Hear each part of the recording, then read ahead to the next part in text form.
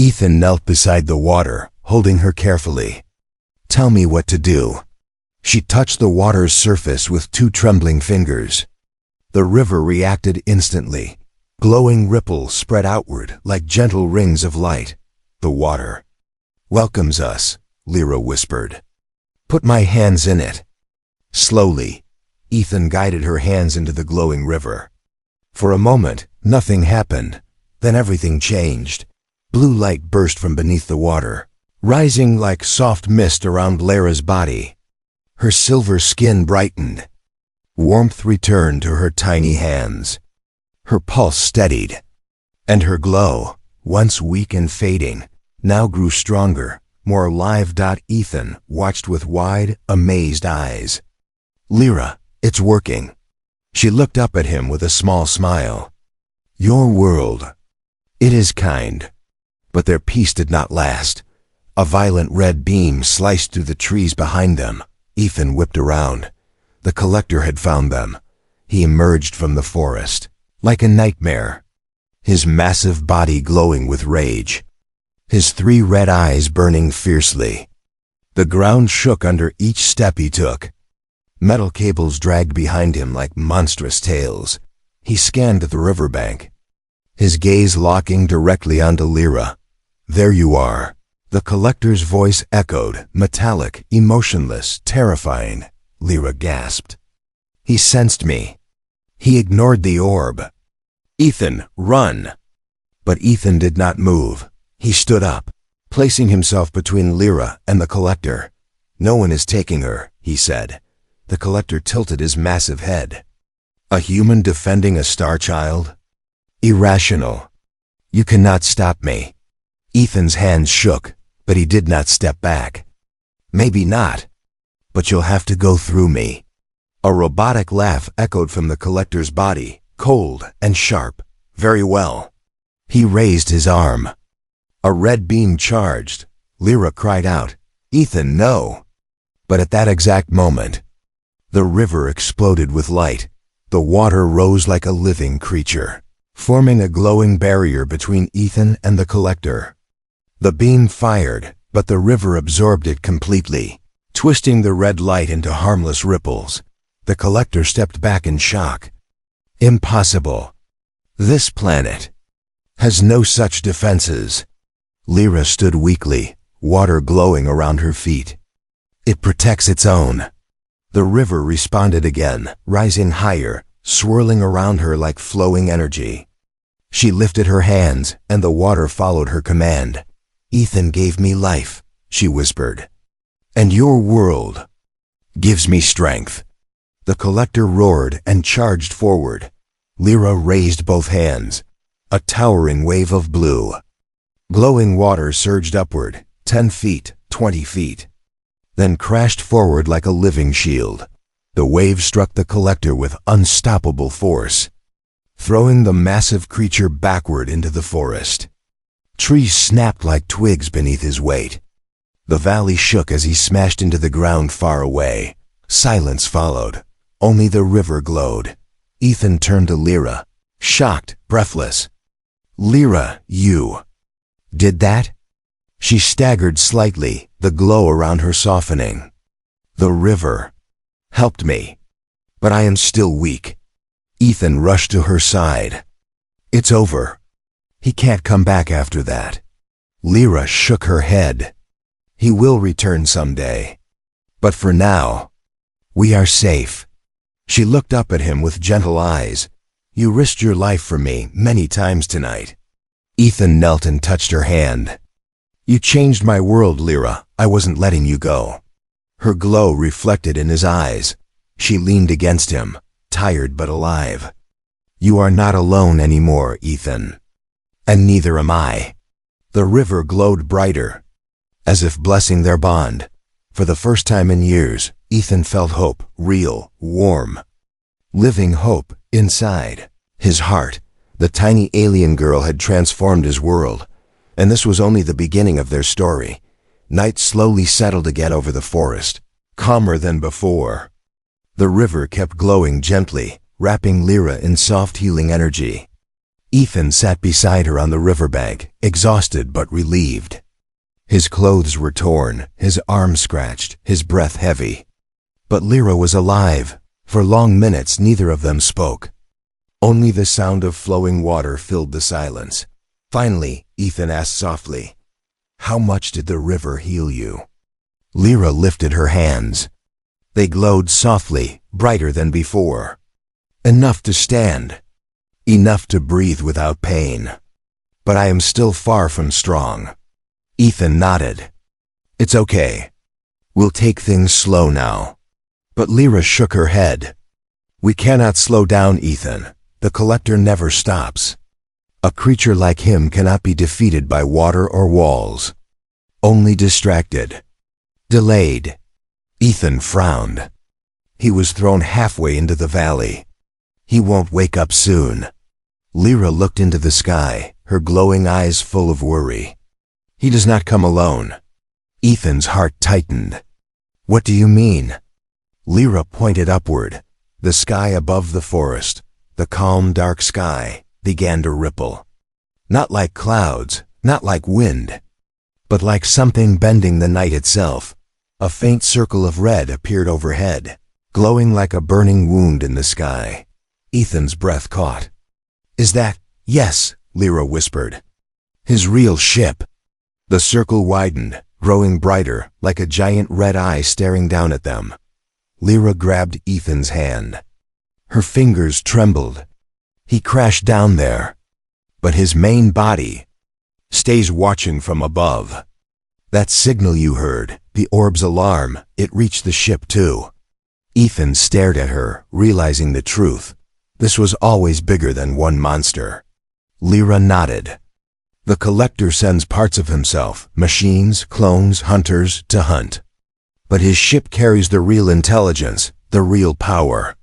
The glowing circle above them pulsed once, then slowly dimmed, as if scanning the ground. "He is searching," Lyra whispered. "He knows his ground form was defeated. Now he will search with the sky." Ethan stood up, placing himself between Lyra and the open forest. "He won't see us here, right?" "The river hides us for now," she said. "Its energy confuses his scans." But her expression said something else. That protection wouldn't last forever. Ethan kneeled beside her again. "Lyra, tell me honestly, what chance do we have?" She paused before answering. "My people do not kill," she said softly. "We escape. We hide. We survive. But humans—" She looked at him deeply. "Humans fight for their home, for their family." Ethan nodded. "Yes, we do." Lyra took a deep breath. "Then maybe, together, we can do what neither of our kinds can do alone." Ethan looked up at the sky again. The red circle pulsed slowly, like a heartbeat of something enormous. It felt like a countdown. "What should we do?" he asked. Lyra touched the river again. The water glowed brighter under her hand. "I need to grow stronger," she said. "Strong enough to hide both of us for longer. Strong enough to confuse his whole ship." Ethan frowned. "But that takes time." "Yes," she whispered. "And we do not have enough." The sky pulse grew brighter. Lyra grabbed Ethan's wrist suddenly. Her grip was surprisingly strong for a child. "Ethan, listen to me. There is a place where this world's life energy is strongest. If we reach it, I can fully heal. Maybe even counter his scans." Ethan leaned closer. "Where?" Lyra looked toward the mountains. "Deep in your world. Earth has places where life gathers naturally, where energy flows strongest. One such place is near mountains, where water falls from high cliffs, where old forests drink from it. Humans call it." She paused, thinking. A hidden spring.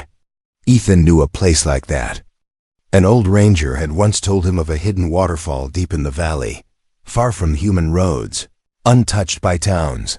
"I know where it is," Ethan said. "But it's far." Lyra looked at him with steady courage. "We have to go. It is our only hope." If I reach the spring, I can hide the whole valley from the collector. Ethan stared at the glowing sky again. The pulsing circle began to shrink, concentrating its scan on a narrower area. It was closing in. He lifted Lyra into his arms. Then we leave now. Lyra rested her head against his shoulder, exhausted but determined. You carry me, and I guide you. The sky pulse brightened again. They had no time left. Ethan turned toward the deep forest, toward the mountains in the distance that hid the secret spring. He held Lyra tightly, and then he ran, not away from danger, but toward the last hope left for both of them. The collector scanned the valley. The river glowed in warning. The mountains awaited them. Their journey had only just begun. He opened the basement door slowly. The cabin above was a mess: broken wood from the hunter robots, shattered glass, overturned furniture. But the night outside the windows glowed with a strange red light. Another boom shook the cabin. Lyra's eyes went wide. He brought a dropship. The word meant nothing to Ethan, but the sound did. Whatever had arrived was bigger than anything he had ever seen. He pulled Lyra toward the back door. We escaped through the woods. But when he opened it, he froze. The forest behind his cabin had vanished. Everything, trees, bushes, soil was gone. In its place stood a massive metallic structure, shaped like a dark tower, its base glowing with red energy. Strange symbols carved into its sides pulsed like breathing veins. A door slowly opened, spilling a red mist onto the ground. Lyra grabbed Ethan's arm tightly. Don't move. Don't breathe too loud. A tall figure stepped out of the red mist and felt the air leave his lungs. The collector was twice as tall as a human, its body covered in shifting plates of silver and black metal. Its head was smooth, mask-like, with no mouth and no nose, only 3 glowing red eyes stacked vertically. Long cables hung from its back like metallic hair. It walked with a strange grace, silent but heavy, as if the ground feared to resist it. Ethan whispered, "That thing hunts children?" Lyra nodded with tears in her eyes. "He does not see children. He sees resources." The collector raised an arm. A beam scanned the forest, burning a red line across the ground. It was searching. Ethan pulled Lyra back inside, shutting the door silently. His heart hammered. Lyra clung to him, shaking so hard he could feel her trembling through his shirt. "He will not stop," she whispered. "He will search the whole world if he has to. He does not fail." Ethan knelt down, lifting her chin so she would look at him. "Listen to me, Lyra. We are not giving up. There must be something we can do. Some way to hide. Some way to run." Lyra shook her head. "You cannot hide life energy from him.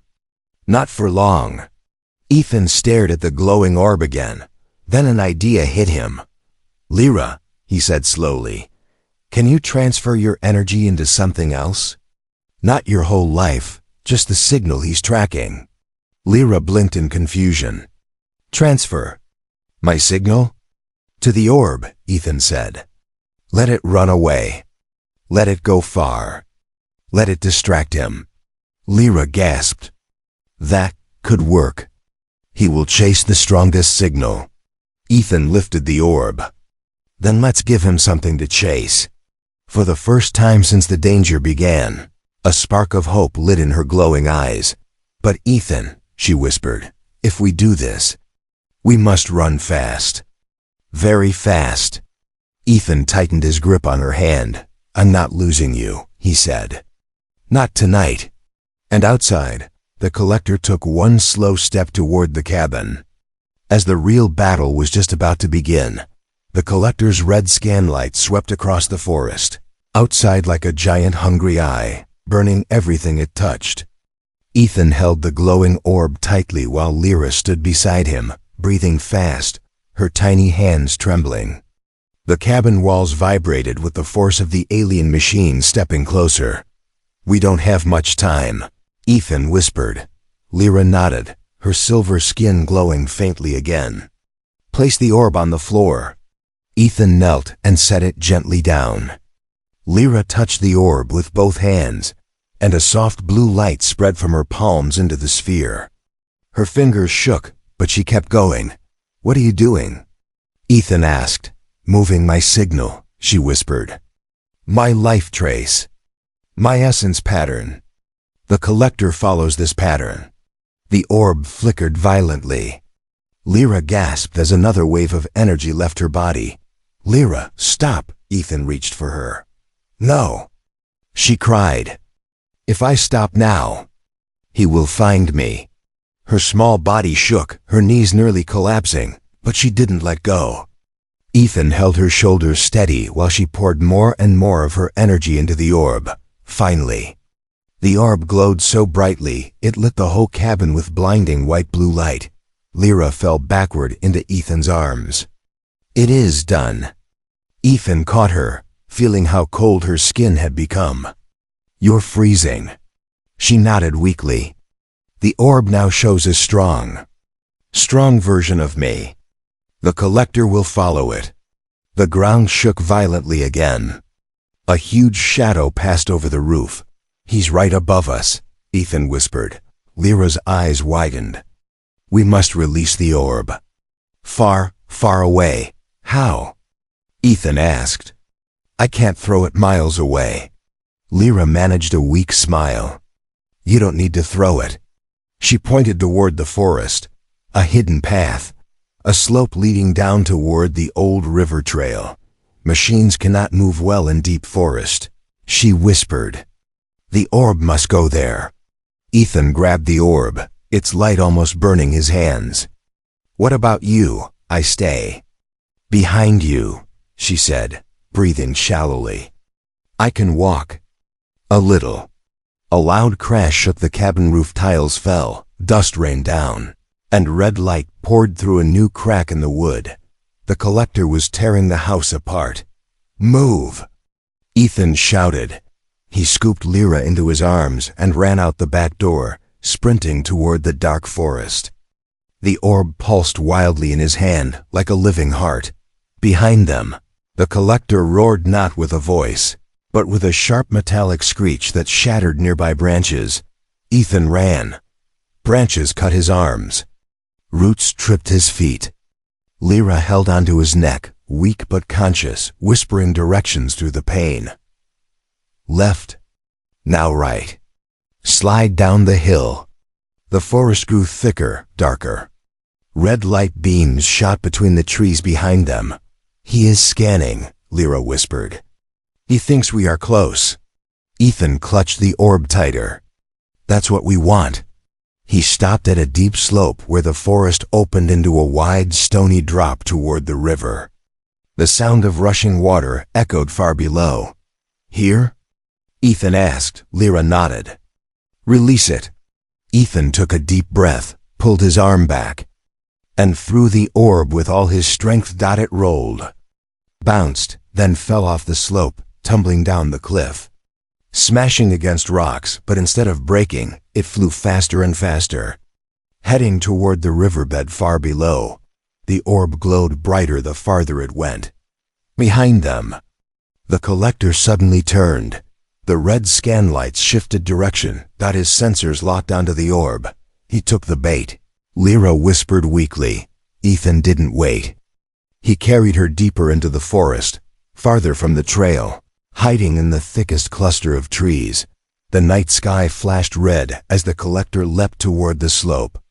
The ground shook violently. The alien giant sprinted down the hill with terrifying speed, chasing the orb like a predator following a wounded prey. Lyra sagged against Ethan's chest. He believes the orb is me. He thinks I am running. Her voice softened. We have a few minutes. Ethan knelt behind a fallen log, holding her close. Lyra, he whispered. Please tell me you can survive this. She looked up at him, eyes glowing faintly but full of pain. I am alive. Because of you. But I am weak again. Too weak. Her voice cracked. Ethan, humans cannot carry a star child for long. I need a place with life. With natural energy. Your world. It has places like that. Ethan frowned. Where? She touched his cheek with trembling fingers. A place with running water. Growing plants. Steady warmth. Untouched by machines. Ethan understood. The river. Lyra nodded slowly. If you bring me close to the water, I can heal a little. I can hide better.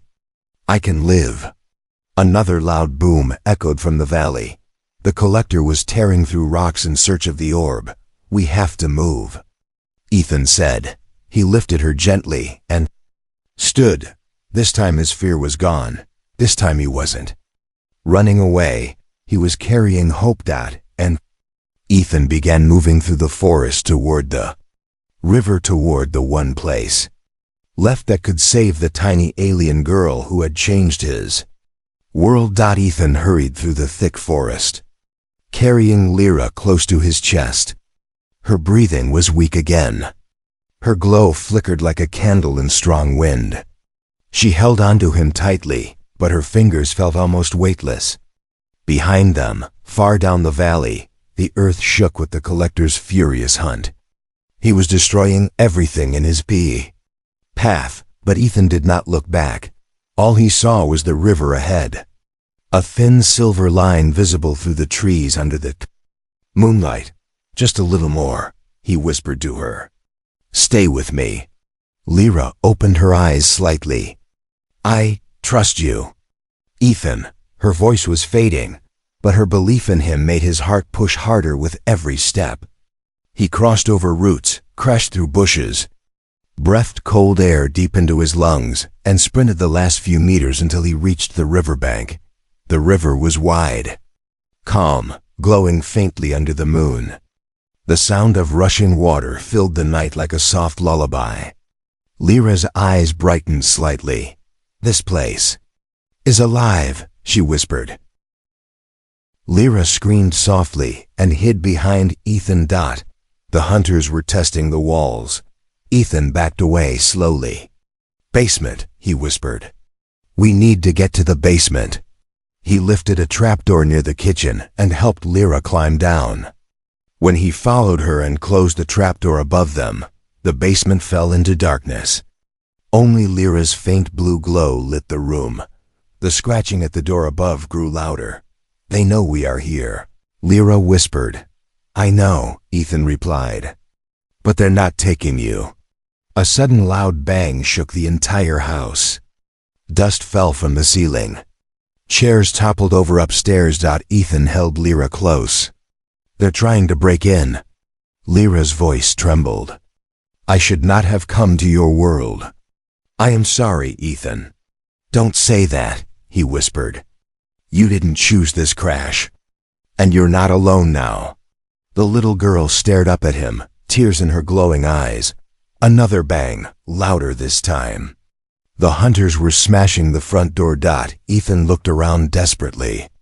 There were old tools, hammers, metal pipes, a rusty axe. Nothing strong enough to fight machines, but Lyra did something unexpected. She stood up. And the glow around her became brighter. Lyra? Ethan said. I can hide our energy, she whispered. Yours and mine. For a moment. It will confuse them. Ethan knelt beside her. Will it hurt you? Lyra nodded softly. A little. No, Ethan said firmly. You don't have to hurt yourself. The hunters smashed the door upstairs. Wood splintered. Metal feet walked inside the cabin. Lyra looked at him with a sad smile. You helped me. Now I help you. And she placed her small glowing hand on Ethan's chest. A wave of cold air swept through him. His heartbeat slowed slightly. The warmth in the basement dimmed. Lyra's glow faded, as if she was turning down her own life force. Ethan grabbed her shoulders. Lyra, stop, she shook her head. Too late. Upstairs, the hunters made strange clicking sounds. Confused. Searching. Their sensors pulsed red. Scanning every corner. But they could not sense Lyra anymore. For the first time, the cabin fell silent. "They are confused," she whispered, breathing weakly. Ethan lifted her into his arms. "You didn't have to do that." Her eyes fluttered. "I trust you, Ethan." He held her tightly. Her body felt lighter, fragile, as if her glow had been her strength. The hunters stomped around upstairs, scanning, searching, but not finding. After several minutes, the humming grew weaker. Their footsteps moved toward the forest. "They are leaving," Lyra whispered faintly. Ethan let out a deep breath of relief. "We're safe. For now." But then he noticed something. Lyra's light was fading too fast. She leaned her head against his shoulder. "I gave too much energy." "Stay awake," Ethan begged. "Stay with me." The tiny alien girl closed her eyes slowly. "Ethan, I'm sorry." Her whisper faded, and Lyra went still in his arms. Ethan held Lyra tightly in the dim basement, his hands shaking. Her tiny silver body felt lighter than before, almost weightless, like the last bit of life was slipping out of her. Her glow, once soft and warm, had faded to a weak flicker. "Lyra," Ethan whispered, his voice cracking. "Look at me. Stay awake." But her eyes remained closed. Her breathing was shallow, almost silent, as if each breath required more strength than she had left. Ethan had lived through years of loneliness, years of silence, years of empty days. But nothing had ever scared him this much. Losing her felt impossible to accept. She had been with him only a short time, but she had filled a space inside him he didn't know existed. He gently laid her on a blanket and tried to think. "What do I do?" he whispered to himself. "How do I help her?" But he had no answers. He checked her pulse, soft, weak, barely there. Her skin had turned colder, and then he saw her glowing orb, the one he had found beside her in the forest, rolling weakly on the ground. Its light flickered like a dying flame. It was connected to her. It responded to her life. Maybe it had some function he didn't understand. He picked it up carefully. "Is this helping you? Do you need this?" No answer. He placed the orb beside her, hoping it would stabilize her. But instead, it dimmed further. Ethan clenched his teeth. "Think, Ethan, think." Upstairs, the house was silent. The hunters had left for now. But they could return. And if they did, Lyra wouldn't be able to hide again. He looked around the basement. Tools, old equipment, boxes. Nothing useful. Then he remembered Lyra's words, "My kind. We can share energy." Share energy. Not just give. Maybe. Maybe he could give energy back. He knelt beside her again and held her small hand. "Lyra, if you can share energy, maybe I can too. I don't know how, but..." He pressed her hand against his chest, right over his heartbeat. "Take what you need." Nothing happened. No glow. No spark. No movement. He closed his eyes tightly. "Please, please don't leave me." He didn't know why he cared so much. Maybe because he had been alone for so long. Maybe because she trusted him. Maybe because she reminded him of the innocent part of life he had lost. He felt anger rise in him, not at her. Not at himself, but at the hunters who had chased her. At the universe that had thrown her onto his world in such a broken state. At his own helplessness. His hands trembled around hers, and then something changed. A faint warmth escaped from his chest. A small, soft pulse of energy. Something he couldn't explain flowed through his arm and into her hand. Ethan gasped as a wave of light passed into her. Lyra's fingers twitched. Orb beside her brightened slightly. Ethan's heart jumped. "Come on. Come back." Another pulse of energy flowed from him into her, like gentle warmth spreading across their skin. Her silver color softened. Her breathing eased slightly. Ethan felt dizzy. The energy he was giving wasn't unlimited. Each pulse made him weaker, but he didn't stop. "You stayed for me," he whispered. "Now I'll stay for you." Lyra's small chest rose a little more strongly. The faint blue glow around her fingertips returned. Ethan smiled weakly. That's it. That's good.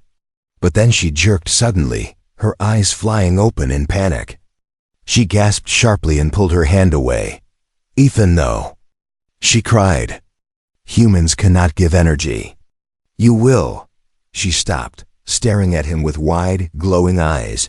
You gave me life, she whispered. Ethan swayed, feeling the room tilt slightly. Just helped. She caught his arm as he almost fell. You should be unconscious. Human bodies cannot send energy like that. It is impossible. Ethan forced a smile.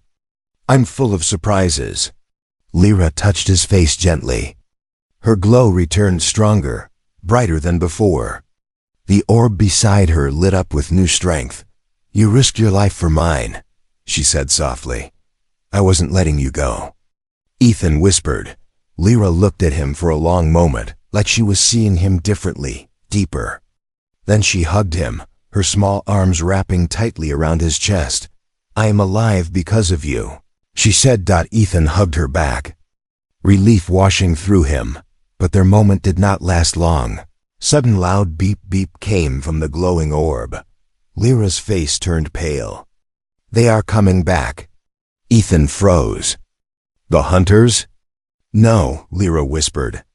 Something worse, someone. Worse. Her glow flickered with fear, and Ethan realized their fight had only begun. The beeping from the orb grew louder, echoing through the basement like a warning alarm that didn't belong on Earth.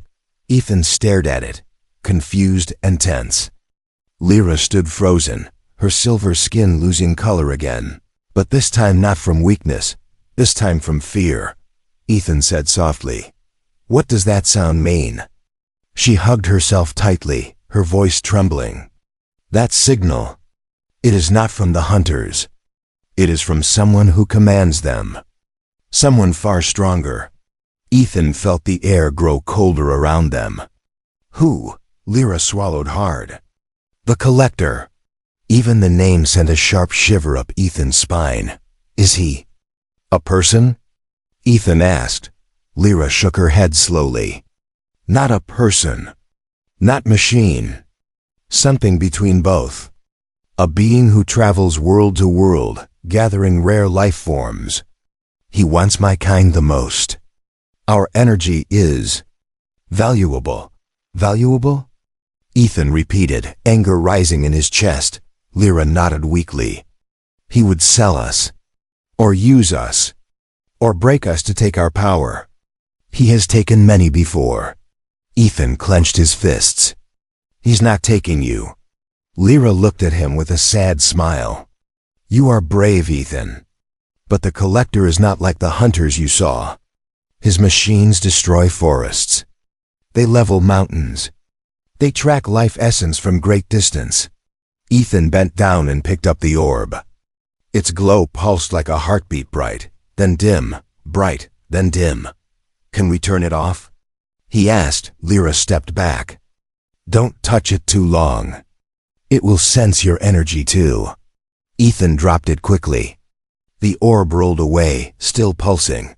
Lyra, he said, tell me everything. Right now. She took a shaky breath. When my ship broke, I tried to send a distress call to my family. But the Collector had a trap set in this region of space. My signal passed through his sensors. He intercepted it. He knows I survived the crash. And he sent the hunters, Ethan finished. Yes, Lyra whispered. Suddenly. The orb changed color from blue to bright red. Ethan stepped in front of Lyra. What does red mean? Her voice cracked. It means he is close. A loud boom echoed from the forest above. The ground shook as if something enormous had landed outside. Ethan grabbed Lyra's hand. We have to move. Now. Ethan lived alone at the edge of a quiet forest, far from towns, far from noise, and far from people. He liked silence. He liked morning light coming through tall trees. But inside his small wooden house, he felt something missing. His days were slow. His nights were quiet. And the world felt very empty to him. Most people in the nearby town knew Ethan as the man who lived alone. He did not smile much, and he did not talk much. He worked from home, cooked simple meals, and walked through the forest every sunset. Nature was the only thing that made him feel calm. Still, the loneliness inside him never truly left. One cold evening, as the sky turned red and purple, Ethan went for his usual walk. The wind was soft, and fallen leaves made a gentle sound under his shoes. Everything seemed normal until he heard something strange. A soft cry. Very small. Very weak. Like the sound of a frightened child. Ethan stopped. The forest was empty. The air was still. Yet the little cry came again. He followed the sound, pushing through bushes and branches, moving deeper into the forest than he ever had before. His heart started beating faster. Is someone hurt? He whispered. Then he saw it. A small light glowing softly between the trees. Ethan froze. It was not the warm yellow light of a fire. It was cool, bluish, and alive. The glowing ball floated just above the ground, shaking lightly. Almost like it was breathing. He moved closer, slowly, carefully, and then he saw her, a tiny girl. No older than 7 or 8, sat curled beside the glowing ball. But she was not human. Her skin was pale silver, like moonlight. Her hair was bright white and long, falling like soft threads. Her eyes were large, glowing faint blue, filled with fear. And her small hands shook as she hugged her knees. Ethan felt his breath stop. This was impossible. The little girl looked up at him, frightened at first. But then she blinked twice, as if trying to understand him. Her voice came out soft and gentle. Please, don't hurt me. Ethan stepped back, shocked not by her words, but by how innocent she sounded. She was scared, weak, and alone, just like he once was. I won't hurt you, he said quietly, raising his hands to show he meant no harm. I'm here to help.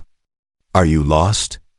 The tiny alien girl blinked again, tears gathering in her glowing eyes. She tried to stand but stumbled. The glowing orb beside her flickered weakly, like it was losing energy. My ship, she whispered. It broke. I fell. I can't find my family. Ethan looked around. No crash, no smoke.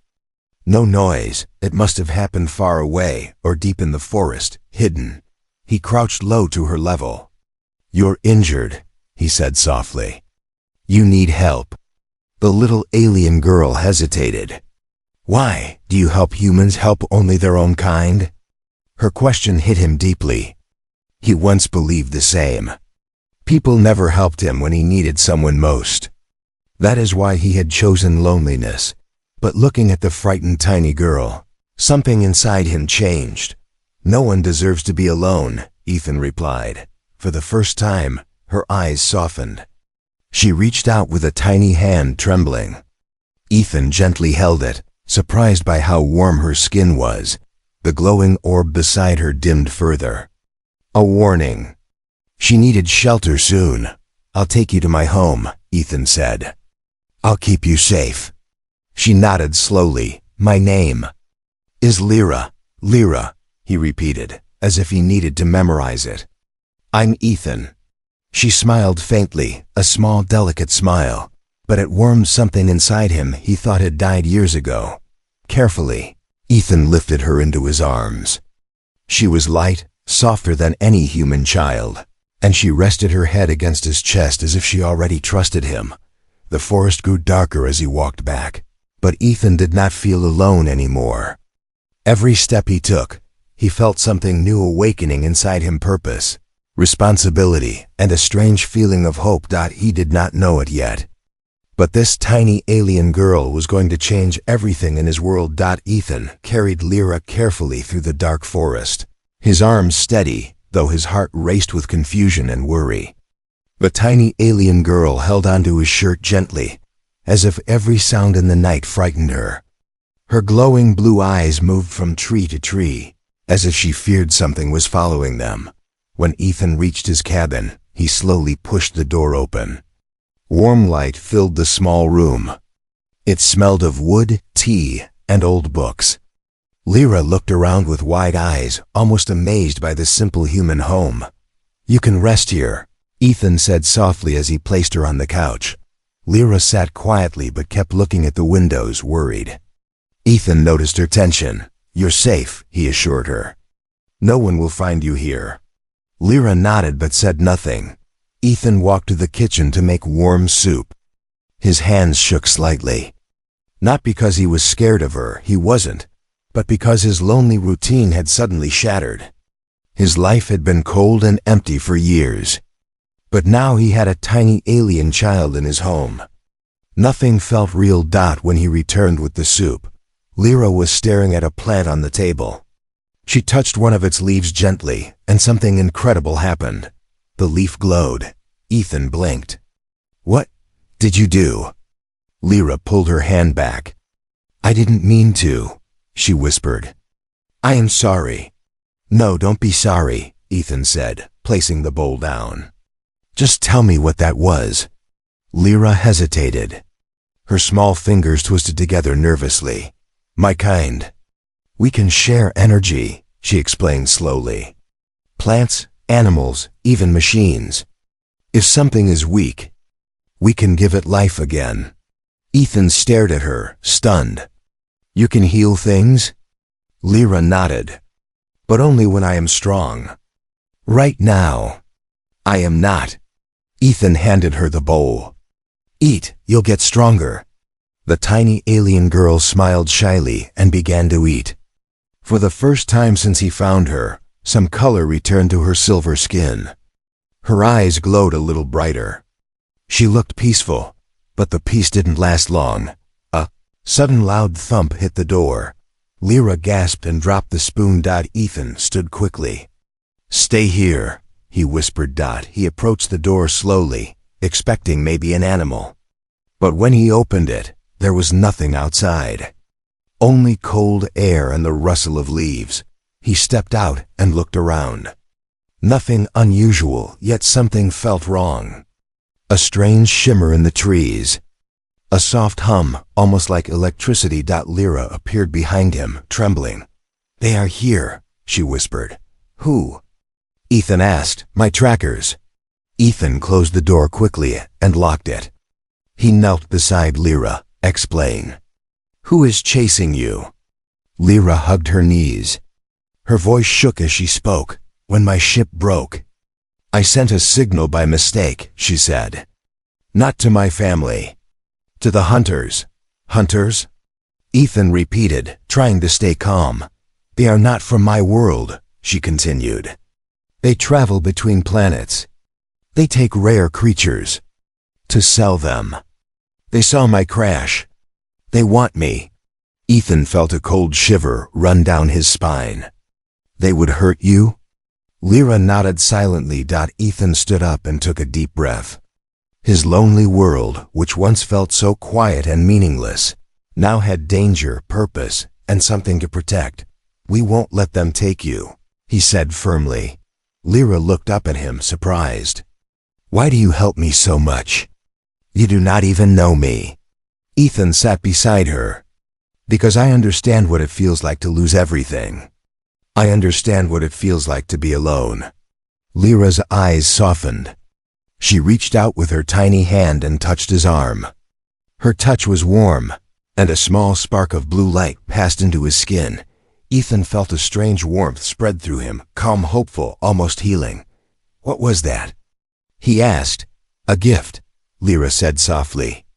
"A sign of trust. Humans and my kind. We don't usually touch. But you are different." Ethan nodded slowly, unsure how to respond. Suddenly, the lights in the cabin flickered. The hum outside grew louder. Blue sparks danced in the trees. "They are getting closer," Lyra whispered. Ethan stood and went to the window. His lonely, quiet world was now about to face something far bigger and far more dangerous. than he had ever imagined, and he knew one thing for certain. He would protect the tiny alien girl, even if it cost him everything. The humming sound outside grew stronger, like a swarm of metal insects circling the cabin. Ethan pressed his hand against the wooden wall, feeling the vibrations. Lyra stood behind him, shaking, her tiny hands glowing faint blue from fear. "They found us," she whispered. Ethan glanced back at her. "Are they dangerous?" Lyra nodded. "They do not speak. They do not listen. They only take." Ethan's heart pounded. For years, he had lived quietly, avoiding trouble, avoiding pain. But now an alien child depended on him. He could not run. He could not hide. He took a deep breath. "Stay behind me." Lyra clutched his shirt tightly as he walked toward the window. The forest outside looked normal, except for the strange flickers of blue light dancing between the trees. Then he heard footsteps, not human footsteps, metal ones, clink, clink, clink. Slow, heavy, precise. Cold shiver ran down his spine. Suddenly, a tall metallic figure stepped out from the shadows.